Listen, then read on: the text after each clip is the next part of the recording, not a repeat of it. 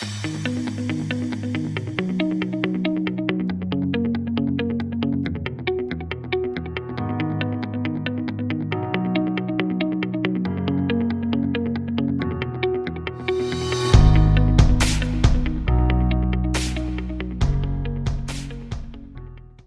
kembali bersama telekomentator saya dan bersama saya Bung Ridwan, bersama juga fisikawan Indonesia yang berada di Amerika Serikat, Mas Sul Qaida Akbar. Mas Sul, Assalamualaikum.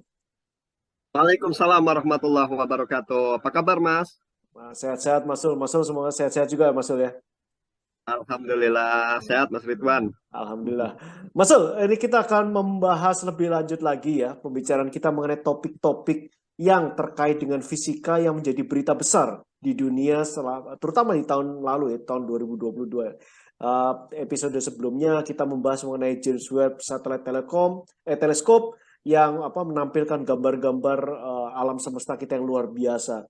Tapi kita tidak lupa juga di akhir tahun 2022 kemarin ada satu berita besar juga ya yang terkait dengan sumber energi buat manusia, yaitu fusion nuclear power.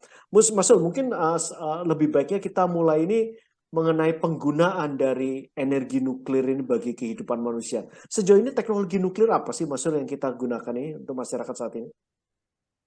Jadi gini, Mas, kalau nuklir, kan orang berbicara teknologi nuklir itu ada dua cabang ya, biasanya kan. Yang satu itu fission atau berpisah kalau bahasa Indonesia gampangnya. Yang kedua itu fusion atau gabung, gampangnya gitu kan, kalau dalam bahasa Indonesia gini.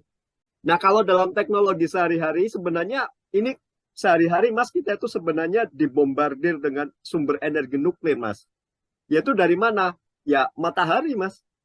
Matahari, bintang-bintang di langit itu, sumber energi matahari itu berasal dari nuklir yang disebut dengan fusion, cabang fusion atau gabung, di mana di dalam matahari dan bintang-bintang yang lain itu hidrogen dengan atom hidrogen bergabung menjadi helium dan membebaskan energi yang sangat besar. Jadi kalau ditanya nuklir itu seakan asing, enggak kok. Kehidupan sehari-hari kita dapat energi dari matahari, matahari dapat energinya itu dari nuklir, yaitu nuklir fusi gitu kan. Nah, itu yang dalam kehidupan sehari-hari ya. Yang kalau yang tidak dalam kehidupan sehari-hari di Indonesia setidaknya ya, itu ya pembangkit listrik tenaga nuklir atau PLTN yang berdasarkan bukan fusi tapi fisi atau berpisah. Nah, kalau di Indonesia ini kita punya beberapa PLTN, cuman bukan lebih tepat dibilang reaktor riset ya, bukan reaktor daya, atau mungkin reaktor daya tapi dalam skala kecil. Nah, negara-negara yang PLTN-nya itu umum, itu persentasenya paling besar itu Prancis. Di luar itu Jepang, kemudian Amerika itu juga punya banyak, Eropa sempat punya banyak, lalu shutdown. Tapi kemudian gara-gara kemarin perang Rusia Ukraine, kemudian mereka terancam suplai gasnya, sekarang Eropa sedang berpikir lagi untuk ngidupin lagi nuklir-nuklirnya gitu. Jadi di negara-negara lain cukup biasa listrik yang dipatok dari PLTN. Kemudian kita juga punya ya sejarah buruk ya terkait penggunaan bom yang daya hancurnya sangat besar, bom atom. Nah, itu juga berdasarkan dari nuklir fisi. Nah, kalau dalam hal-hal yang lain, reaksi-reaksi nuklir dalam artian luas ya, atau penggunaan radioaktif sebenarnya kalau di Indonesia itu kayak seperti dalam bidang pertanian dan peternakan gitu. Kadang-kadang untuk membunuh hama itu bukan ditembakin satu-satu gitu. Kadang untuk membunuh hama itu hamanya itu ditembak radioaktif dan ya mohon maaf dibikin mandul. Jadi hamanya nanti tidak akan bisa berkembang biak. Nah, itu teknologi-teknologi nuklir yang ada dalam bidang non-energi, non-weapon gitu. Dalam bidang pertanian, dalam bidang peternakan, untuk memberantas hama dan sebagainya. Jadi gitu, Mas. In summary, jadi sebenarnya kalau kita berbicara nuklir, sebenarnya in summary itu bukan hal yang asing ya. Matahari aja sumber energinya dari nuklir gitu. Kemudian kita mengenal pembangkit listrik tenaga nuklir, bom atom, dan kemudian hal-hal seperti tadi radioaktivitas untuk pertanian dan peternakan. Tapi secara umum kalau kita berbicara reaksi nuklir itu ada dua besar, fisi dan fusi. Gitu, Mas.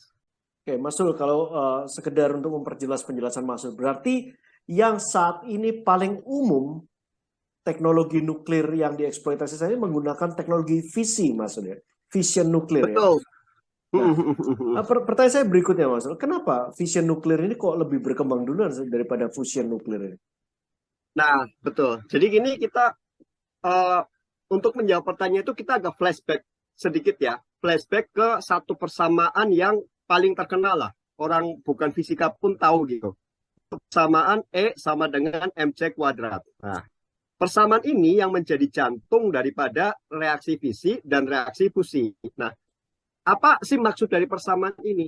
Maksud persamaan itu seperti ini, Mas. Jadi, E sama dengan mc kuadrat. M-nya itu massa. Jadi kita bisa tafsirkan bahwa massa itu bisa tidak kekal, massa itu bisa tidak conserve, dan massa yang hilang itu akan berubah menjadi energi. Nah, berubah menjadi energi, kenapa menjadi energi yang sangat besar? Yaitu tadi karena faktor pengalinya, massa yang hilang dikali dengan C kuadrat. Nah, C sendiri itu 3 kali 10 pangkat 8 ya. Berarti 3 nolnya ada 8 gitu. Ini kuadratkan, berarti 9 nolnya ada 16 gitu. Akan menjadi energi yang sangat besar kalau kita bisa mengkonversikan massa menjadi energi. Kita berbicara fisi pertama, dan kenapa itu umum dibanding fusi ya. Jadi gini, kalau dalam reaksi fisi, itu yang paling banyak digunakan itu ya sederhananya gini, ada massa awalnya 10, pecah jadi 2, yang jadi 4 dan 4. Kan ada hilang yang 2. Nah, yang hilang yang 2 ini yang menjadi energi yang sangat besar. Nah, yang dipecah itu apa? Yang dipecah itu uranium 235. Nah, ada beberapa jenis uranium ya, yang biasa dipakai itu uranium 235. Jadi, ini di uranium itu dipisahnya pakai apa? Pakai neutron. Pakai neutron. Jadi, tetap reaksi fisi dan fusi itu butuh pengungkit, butuh energi awal lah, butuh pengungkit. Nah, kalau dalam reaksi fisi, itu pengungkitnya itu neutron. Jadi neutron ditembakkan ke uranium 235, uranium 235 pecah jadi 2 menjadi atom yang lain, dan menghasilkan neutron juga. Neutron nanti menembak uranium 235 berikutnya. Nah, reaksi ini disebut dengan reaksi nuklir berantai. Nah, tergantung. Kalau kita kendalikan jadi PLTN, kalau tidak dikendalikan jadinya bom gitu. Jadi memang sangat dekat teknologinya antara bom dengan PLTN gitu kan. Nah, kalau dalam fisi masih agak murah Mas pengungkitnya. Artinya menembakkan neutron yang digunakan untuk memecah uranium 235 itu masih agak murah, bahkan natural. Bisa menggunakan beberapa bahan seperti californium, americanium, beberapa bahan yang memang secara radioaktif menghasilkan neutron secara natural. Jadi pengungkit awalnya itu bisa murah.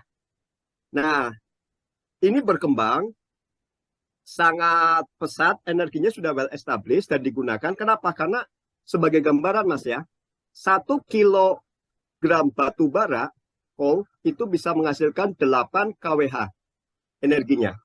1 kilo uranium 235 itu bisa menghasilkan 45.000 kWh. Bandingkan 8 kWh versus 45.000 kWh. Jadi memang PLTN dan tidak menghasilkan karbon. Bayangkan, clean, energinya besar, dan memang investasi awalnya agak mahal ya, karena untuk mengendalikan tadi biar tidak seperti Chernobyl gitu, neutronnya itu harus dikendalikan reaksi berantainya, kemudian safety-nya. Cuman memang setelah ada kejadian di Fukushima itu memang ketakutan orang akan faktor safety-nya itu yang membuat orang jadi agak takut. Tapi sekali lagi sebagai gambaran, coal 1 kilo 8 kWh, uranium 1 kilo 45.000 kWh. Tidak ada karbon. Nah, tapi tetap ada kelemahannya. Nah, kelemahannya nanti yang akan digantikan, yang akan coba diatasi oleh fusi. Apa itu kelemahannya? Kelemahannya tetap, tadi kan uranium pecah jadi 2 kan. Nah, nanti ada produknya kan. Nah, beberapa produk akhir daripada fisi ini memang ada kobalt 60, ada cesium, ada iridium, itu memang radioaktif. Jadi tetap clean dalam artian tidak menghasilkan karbon, tapi ada produk akhir yang radioaktif dan itu biasanya dikubur gitu kan. Nah, itu fisik Mas. Kekurangan ini yang coba diatasi oleh fusi. Apa itu fusi? Fusi itu gini, gabung. Nah, yang digabung itu apa? Jadi misalkan ini 4, awalnya 5 digabung jadinya bukan 10 tapi 9 gitu kan. Ada yang hilang ini jadi energi yang sangat besar. Nah, apa yang digabungkan? Yang digabungkan itu hidrogen, Mas. Yaitu hidrogen, isotop deuterium, sama tritium. Nah, itu kelebihan pertama. Jadi nggak perlu nambang uranium. Kenapa? Karena deuterium itu dari air laut aja bisa didistilasikan, Mas. Nggak ada tambang itu. Jadi satu sumber energinya itu murah meriah di laut. Nah, kan bisa kan? Yang kedua, clean. Yang ketiga, tidak ada radioaktifnya. Jadi ini kayak menyelesaikan semuanya gitu kan. Nah, tapi tetap problemnya apa? Challenge-nya kan gini. Ingat tadi untuk menghasilkan reaksi ini kan butuh pengungkit. Nah, kalau tadi fisi, kan pengungkitnya neutron kan?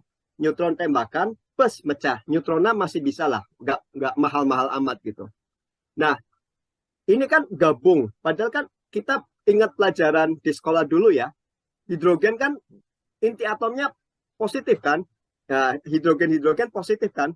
Kan tolak menolak. Kalau didekatkan tolak menolak. Berarti harus ada energi besar yang jauh lebih kuat untuk bisa me mengatasi tolakan antar proton hidrogen itu gitu kan. Nah, kalau di matahari itu gratis. Kenapa gratis? Massa matahari kan gede banget. Jadi kan karena massa matahari gede banget, gravitasinya kan gede banget kan. Nah, gravitasinya matahari sendiri itu sudah apa? Sudah cukup untuk bisa menarik hidrogen-hidrogen saling berdekatan hingga terbentuk fusi. Nah, di Indonesia kan mana ada sumber gravitasi seperti itu kan? Ada satu fasilitas yang paling terkenal itu namanya ITER di Prancis. International Thermonuclear Reaction Experiment kalau nggak salah singkatannya ya. Nah itu untuk menghasilkan ini kan berarti uh, itu pakai menggunakan medan magnet confined plasma yang sangat kuat gitu untuk ditumbuk-tumbukin gitu kan sampai suhunya jutaan Celcius.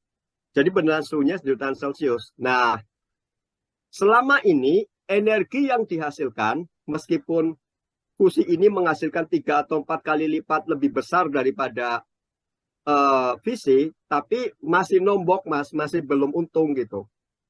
Ongkos, biaya, listrik yang dibutuhkan untuk membangun fasilitas ITER-nya itu kan untuk menghasilkan medan magnetnya masih lebih besar daripada energi yang dihasilkan. Makanya ya masih research. Yang kemarin rame itu Desember 2022 itu yang di Amerika. Nah, pakainya kalau nggak salah laser. Jadi nama fasilitasnya National Ignition Facility. Jadi bukan berbasis plasma tapi berbasis laser yang mengklaim bahwa break even. Belum untung tapi nggak rugi, break even. Makanya itu rame. Jadi kita bisa mewujudkan reaksi fusi. Nah, kalau reaksi fusi sebenarnya udah lama, cuma selama ini tombok gitu. Yang break even, yang energi yang dihasilkan sama dengan energi yang dibutuhkan untuk membangun fasilitasnya sendiri. Nah, itu Mas cerita tentang fusi. Tapi di masa depan, in summary, di masa depan luar biasa. Murah energinya dalam artian hidrogennya tadi nambang di air juga bisa kan. Tanpa karbon, tanpa radioaktivitas sisa, dan energi yang dihasilkan besar sekali. Jadi kalau 1 kilo batu bara itu 8 kWh, fisi itu 45.000 kWh, fusi 3 kali lipatnya fisi gitu kan. Mudah-mudahan kita masih bisa melihat teknologi ini berkembang sehingga makin murah ongkos untuk menghasilkan reaksi fusi gitu. Masul, ini menarik sekali. Ini berarti kan perkembangan dari fusion nuclear power ini kan tergantung dari economic cost ya.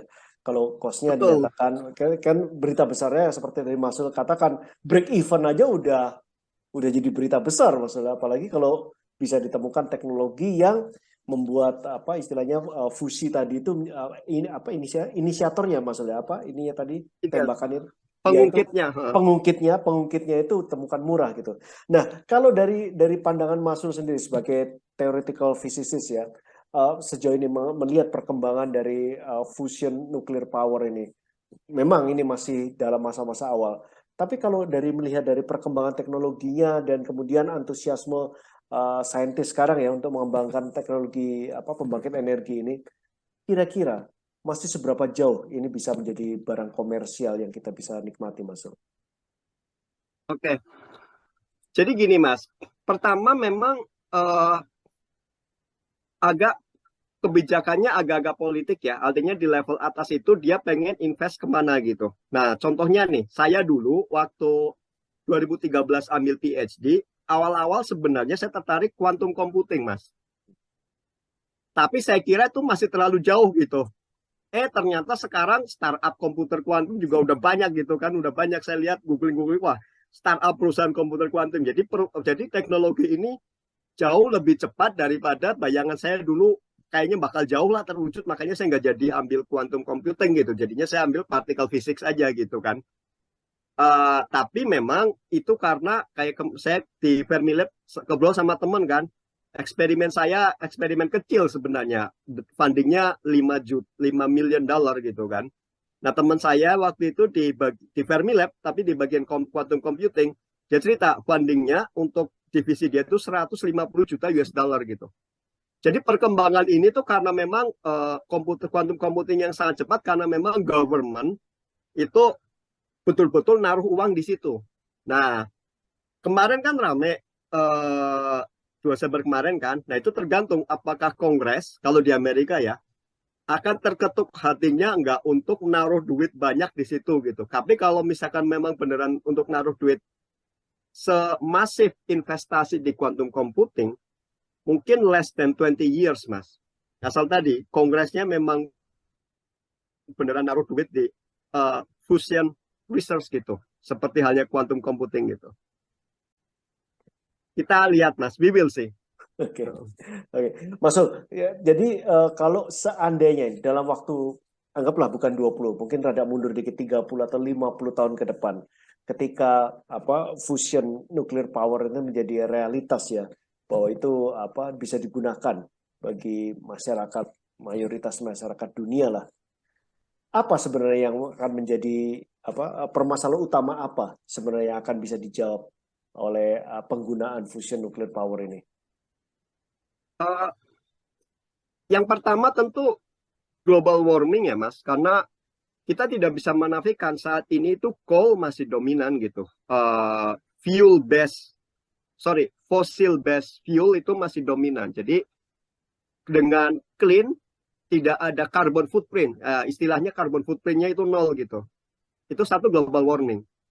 Yang kedua, kalau ini masif, nanti makin diharapkan murah ya, mudah-mudahan rasio elektrifikasi kita di dunia jadi sangat tinggi gitu. Lebih meningkat tinggi lah. Kalau di Indonesia sebenarnya rasio elektrifikasi, apalagi Jawa, Sumatera ya, itu kan sudah tinggi kan. Tapi di beberapa daerah terpencil kan masih rendah. Nah, belum lagi negara-negara yang mohon maaf ya, di Afrika sana itu masih banyak yang rasio elektrifikasinya itu masih sangat rendah gitu. Dua itu sih Mas, yang langsung pertama global warming karena carbon footprintnya rendah, 0. Yang kedua rasio elektrifikasi terutama di belahan dunia yang saat ini masih rendah. Itu harapannya.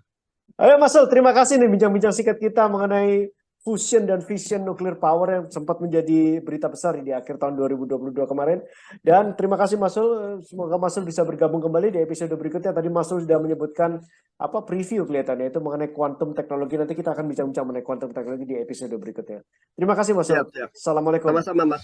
Ya, waalaikumsalam warahmatullahi wabarakatuh.